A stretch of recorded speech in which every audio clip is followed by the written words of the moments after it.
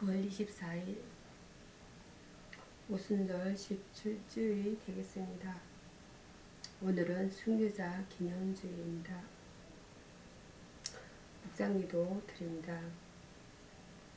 감정이나 상황이 아니라 믿음이 성리하게 하소서. 산들이 떠나며 언덕들은 옮겨질지라도 나의 자비는 내게서 떠나지 아니하며 나의 화평의 언약은 흔들리지 아니하리라. 너희를 긍휼히 여기시는 여호와께서 말씀하셨느니라.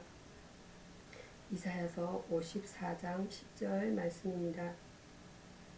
미래의 하나님 아버지, 어김없이 새로 시작하는 하루 앞에서 하나님의 존전에 섭니다.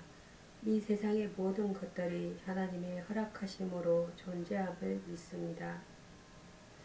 내가 느낄 수 없다고 하나님의 사랑이 존재하지 않는 것이 아닌데 언제나 나의 느낌과 생각에 의존하여 하나님을 정명하려 했던 것을 용서하소서. 내가 좋을 때나 슬플 때나 기쁠 때나 눈물 흘릴 때나 하나님은 한 번도 변하신 적이 없는데 나의 감정이 변하여 하나님을 들었다 놨다 하고 있음을 알게 하소서. 하나님을 향한 견고한 믿음을 허락하소서. 그래서 어떤 상황에서도 그 사랑에 대한 믿음으로 이기게 하소서. 감정이나 상황이 아니라 믿음이 성리하게 하소서. 오늘도 주님을 의지합니다. 오늘도 내 앞에 주어진 선악과 앞에서 하나님의 뜻에 순종하는 것을 선택하게 하소서. 새로운 기회를 하루라는 시간을 통하여 주심에 감사합니다. 이 기회가 마귀의 손에 넘어가지 말게 하시고 하나님의 손에 올려드리는 시간 되게 하소서. 나의 힘이 되시는 예수 그리스도의 이름으로 기도합니다. 아멘. 사도신경으로 신앙고백 드리겠습니다.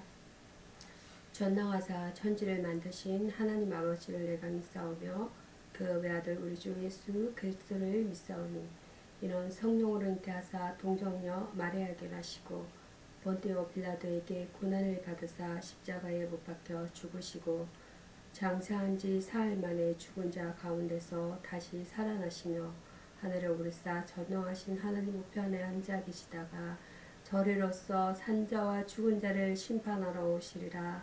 성령을 믿사오며 거룩한 공회와 성도가 서로 교통하는 것과 죄를 사하여 주시는 것과 몸이 다시 사는 것과 영원히 사는 것을 믿사옵나이다. 아멘.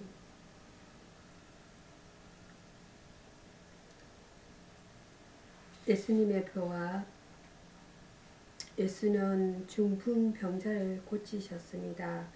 예수께서 저희 믿음을 보시고 중풍병자에게 이르시되 소자야 내 사함을 받았느니라 하시니 마가복음 2장 5절 말씀입니다. 아담과 하하가 하나님께 불순종하여 에덴 동산에서 쫓겨난 후로는 땅은 저주를 받았습니다. 가시가 곡식을 찌르고 엉겅퀴와 잡초가 곡식을 덮었습니다. 사람은 이마에 땀을 흘려야 먹고 살도록 벌을 받았습니다. 각종 질병이 몸을 괴롭히고 필경은 죽어 흙으로 돌아가는 운명이 되고 말았습니다.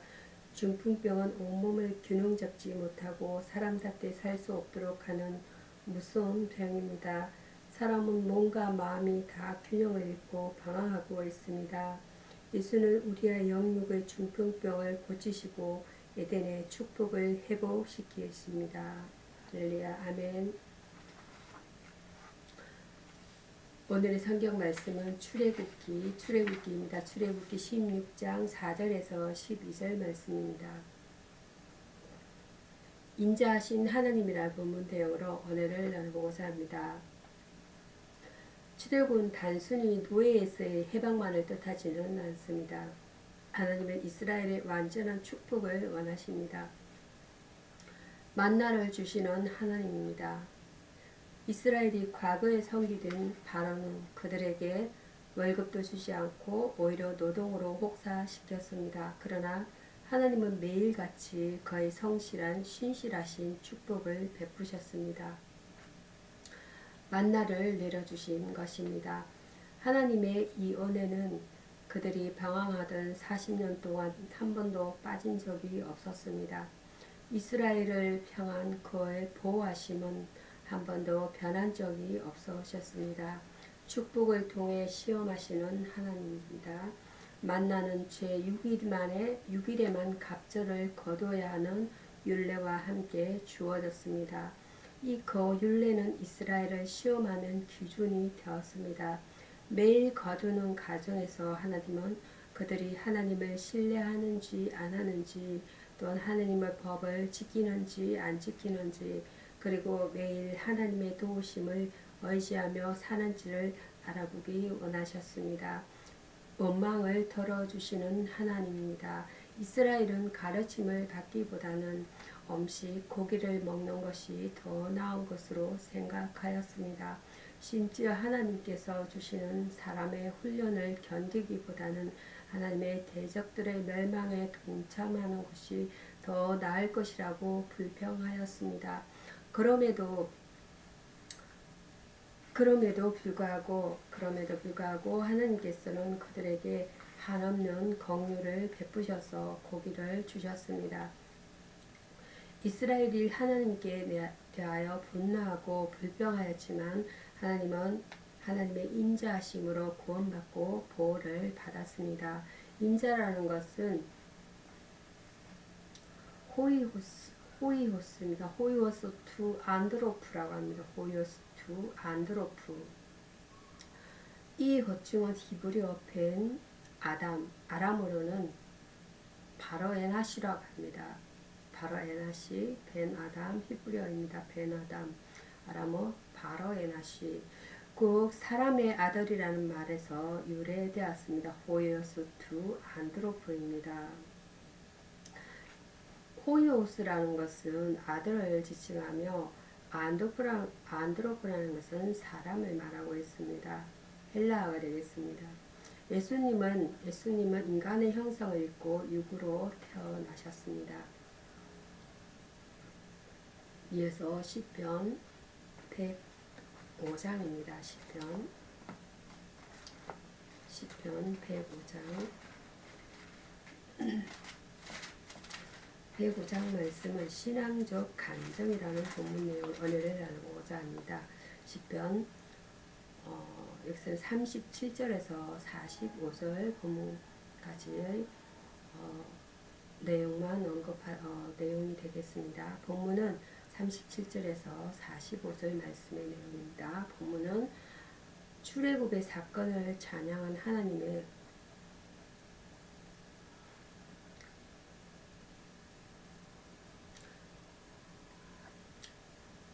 직접적인 섭리와 역사를 간정하는 신앙적인 간정입니다. 성령의 불로 인도하심을 간증하고 있습니다. 하나님은 구름을 펴사 덮개를 삼으시고 어둠을 불로 밝히셨습니다. 시편 105편 39절 내용이 되겠습니다. 그 날개로 덮으시고 어두움을 밝혀주심을 간증해야 합니다. 날마다 시마다 우리의 삶을 운행자이신 주님께서 친히 임재하시고 거주하심에 감사드리는 성도가 되어야 합니다. 양식을 주시고 먹이심을 간증하고 있습니다. 그들이 구할 때 하나님께서는 메추라기와 하늘의 양식으로 먹이시고 반석을 가르사 생수를 마시게 하셨습니다. 40절과 41절 내용이 되겠습니다. 105편입니다. 10편. 물론 이 말씀은 실제적인 사건입니다. 그러나 오늘날과 같은 고도 산업 사회에서는 양식이 없어 주림이 아니며 물이 없어 가람이 아니요 여호와의 말씀을 듣지 못한 기갈이 있습니다. 아모스 8장 11절 말씀입니다. 하나님의 자녀된 우리는 영원한 기업인 하늘나라를 상속받았음을 간정하야겠습니다. 간정이란 것은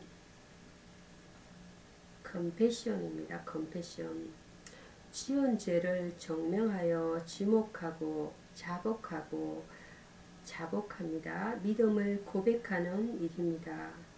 나아가 자신이 체험한 신앙의 세계를 다른 사람에게 말함으로 받은 바 은혜를 함께 나눠 갖는 것입니다. 이어서 전해드릴 말씀은 요나서입니다. 요나서 구약성경 요나서는 4장 말씀입니다. 요나서 4장 1절에서 11절 말씀입니다. 하나님의 사랑이라는 본문 내용이 되겠습니다. 은혜를 나눠보고자 합니다. 본문은 요나의 불평을 통하여 인간을 사랑하시는 하나님의 사랑을 우리에게 보여줍니다. 요나가 불평한 사유입니다.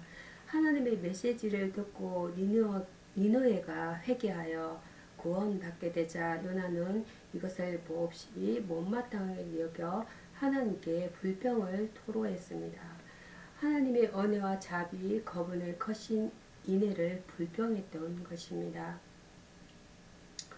그가 바란 것은 니느웨의 멸망이었을 것입니다. 오히려 하나님은 회개하는 그들을 불쌍히 여기시고 자기의 뜻을 돌이키셨습니다. 박넝쿨로 하나님의 사랑을 깨우쳐 줍니다. 요나처럼 우리는 자기가 수고도 아니하였고 배양도 아니하였고 하룻밤에 났다가 하룻밤에 망한 박넝쿨도 아끼면서 이와는 비교도 될 수 없는 인간의 생명을 하나님께서 아끼심에 대해 불평을 토로할 때가 있습니다.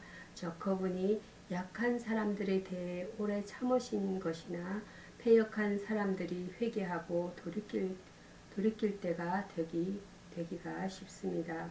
하나님은 모든 사람의 구원을 원하심입니다. 하나님께서 인간에게 베푸시는 사랑은 인간으로 청량할 수가 없습니다. 우리가 말할 수 없는 전부는 그분의 사랑은 컷이다는 것과 우리의 입술이 찬양할 수 있을 뿐이라는 것입니다. 죄인이 그 죄악 중에서 죽는 것이 그분의 원하시는 바가 아니라 모든 사람이 구원을 받으며 진리를 아는 데 이르기를 그분은 참으로 원하십니다. 하나님께서 우리에게 원하시는 것은 제사보다 인애이며 번제보다도 하나님을 아는 것입니다. 호세아서 6장 6절이 되겠습니다. 자비라는 것은 라함입니다. 헬라어가 되겠습니다. 라함입니다. 히브리어입니다. 엘레오스입니다. 자비라는 것은 헬라어로는 엘레오스라고 합니다.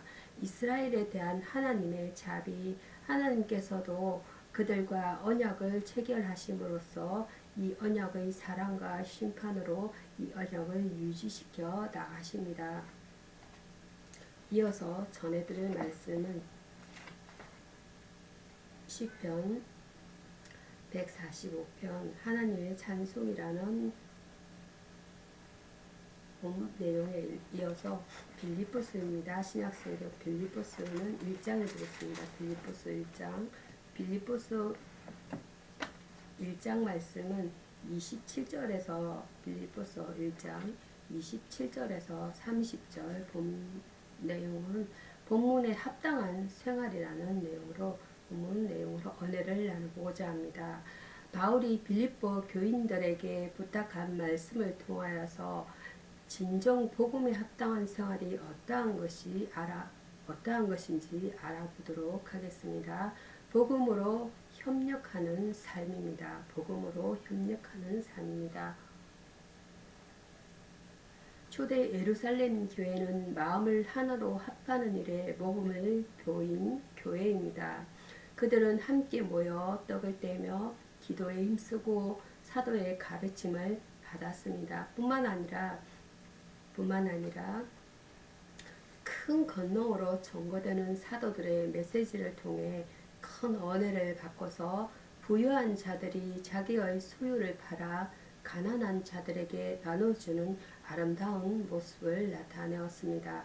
대적을 두려워하지 않는 삶입니다.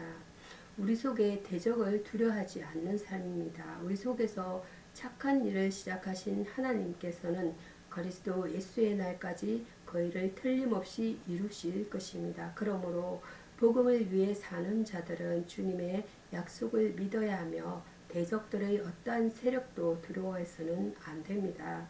주님은 세상에서는 너희가 환난을 당하나 담대하라 내가 세상을 이겼노라 라고 하십니다. 고난도 함께 받는 생활입니다. 고난도 함께 받는 생활입니다. 구원받은 성도의 인생길에 언제나 무지갯빛 장밋빛 대로가 열려있는 것이 아닙니다. 오히려 복음에 합당한 생활은 십자가의 길이며 가시밭길입니다. 때로는 시련과 고난도 있고 때로는 평탄한 길도 있습니다. 따라서 성도가 그리스도를 위해 고난도 함께 받을 것을 각오하지 않으면 실망하여 세상으로 돌아가게 될 것입니다. 복음의 축복을 함께 소유한 성도들은 이 복음 전가하는 일에 협력하며 고난과 역경을 견뎌야 합니다. 행위라는 것은 act, 인간의 모든 동작을 말하며 좁은 뜻으로는 분명한 목적 관념이며 동기를 갖고 사려, 선택, 결심을 거쳐 의식적으로 행해지는 의지적인 동작으로서 선악에 대한 판단의 대상이 되는 인간의 언행을 가리킵니다. 이 행위라는 것은 행위라는 용어가 참 복잡하고 그 설명이 풀이가 참 복잡하게 풀어져 있습니다.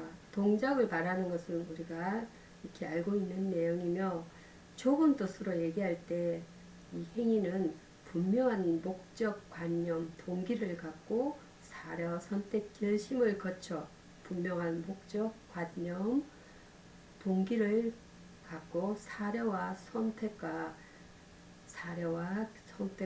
결심을 거쳐 의식적으로 행해지는 의지적인 동작이랍니다. 의지적인 동작으로서 선악에 대한 판단의 대상이 되는 인간의 언행을 가리킵니다. 인간의 언행이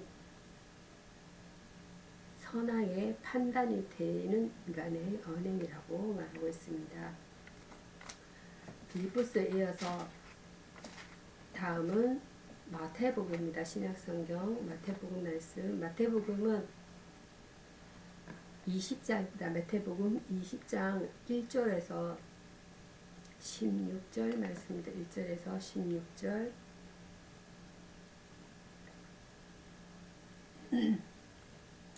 1절에서 16절 말씀 중에서 20장 1절에서 6절 말씀, 하나님의 부르심이라는 본문 내용으로 오늘을 나눠보고자 합니다. 본문의 주제는 주님의 포도원에서 일한 사람들이 주님께로부터 받게 되는 분사, 곧 상급에 관한 것입니다. 상급에 관한 것입니다. 부르심의 시기는 각각 다름을 교훈합니다. 이런 아침에 부르심을 받은 사람이 있는가 하면 제3시와 6시에 부르심을 받는 사람들도 있고, 심지어 어떤 사람은 하루 해가 저물어 가는 11시에 부르심을 받기도 했습니다. 시간에 이렇게 다른 시간대에 사람들이 부르심을 받았다는 것이죠. 각 사람이요.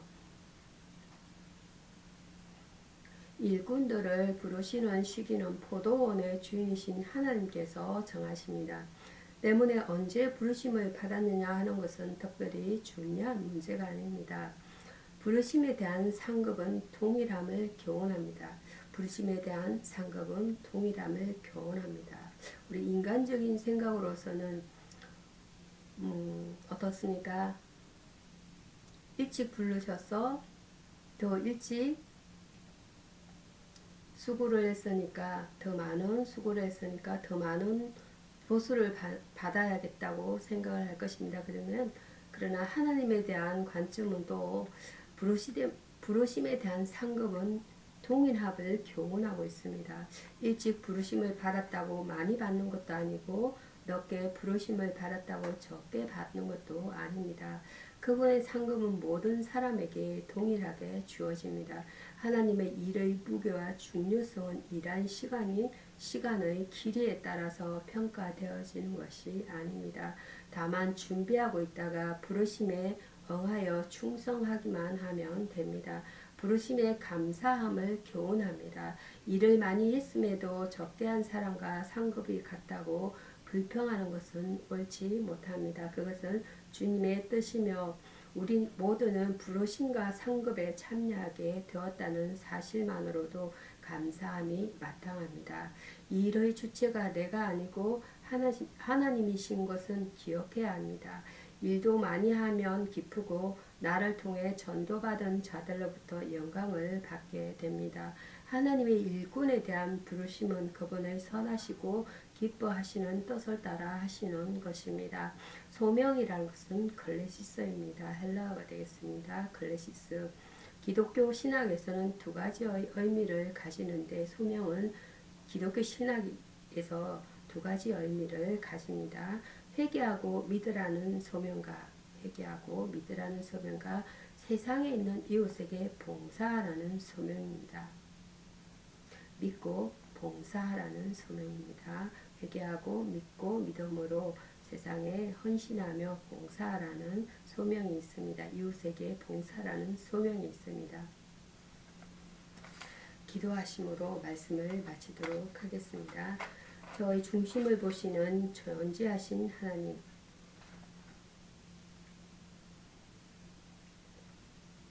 말씀 가운데 기도하기 전에 말씀 가운데 20장 17절에서 19절 말씀을 더 내용을 그리스도의 용기라는 본문 내용을 보도록 하겠습니다. 누구든지 그리스도를 모델로 삼고 인생을 경영하기만 하면 그는 반드시 위대한 일을 하게 됩니다. 주님의 용기는 고난을 향해 나아가는 용기였습니다. 십자가와 죽음이 기다리고 있음을 알면서도